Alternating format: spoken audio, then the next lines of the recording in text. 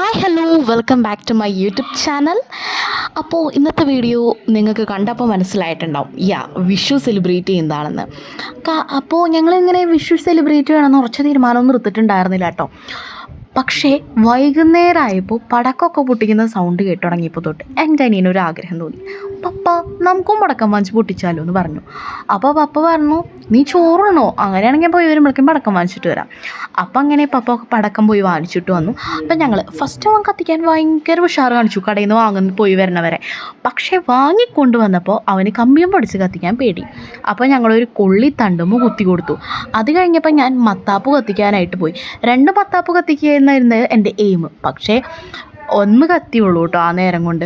പക്ഷെ മറ്റേത് ഇങ്ങനെ പൊന്തി വന്നപ്പോൾ ഞാൻ പെട്ടെന്ന് ഇങ്ങോട്ട് പോന്നു. കുറേ നാളായിരുന്നു നമ്മൾ കത്തിച്ചിട്ട്, പെരുന്നാളുകൾക്കൊക്കെ കത്തിക്കുന്നത്. അത് കഴിഞ്ഞപ്പോൾ ഞങ്ങൾ രണ്ടാളും ഭയങ്കര ഹാപ്പി. അപ്പം ഞാൻ അവനോട് പറഞ്ഞു, ഒരു ചിരി ചിരിച്ച് നമ്മൾ എന്തായാലും വീഡിയോ എടുക്കുന്നില്ലേ. അപ്പോൾ അവനൊരു പൊട്ട ചിരിയും ചിരിച്ചു. അപ്പോൾ ബൈ.